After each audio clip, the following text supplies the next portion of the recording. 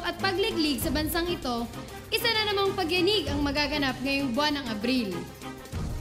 Ayon sa pamunuan ng Lord of the Nations Church, magaganap muli ang isang pangyayaring inaabangan ng lahat ng anak ng Diyos. 9 days na lang at magaganap na ang pinaka-aabangang pagtitipon ng Lord of the Nations Church sa taong ito, ang Camp Meeting 2011. Simula April 19 hanggang 21, magtitipon-tipon ng lahat sa Villa Lorenza Resort, Pililla, Rizal upang sumamba at magpuri sa ating Diyos. Muli ay yayanagin ang Villa Lorenza ng mga Kristiyanong magsasama-sama upang maranasan ang presensya ng Diyos.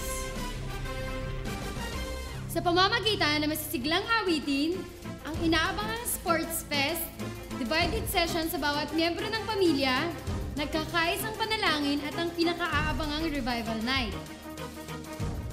God is in the house. Yan ang tema ng camp meeting sa taong ito. Hango sa aklat ni Haggai, chapter 2, verses 6 to 8, nangungusap ang ating Panginoon sa ating lahat, na muli, pupunuin niya ang kanyang bahay ng kanyang kalwalhatian. Ngayong taon, ipapahayag ng Diyos na ang Lord of the Nations Church ay kanyang blessed house at powerhouse. Ito na nga ang camp meeting na dapat puntahan ng lahat.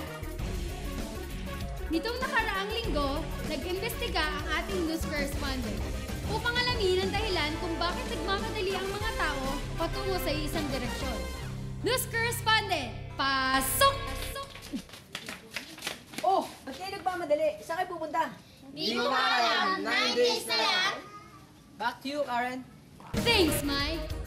And that's all for today.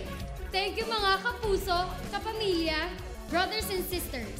Ako po si Karen Abala, PC for short, nag-uulat para sa LOTN Patrol.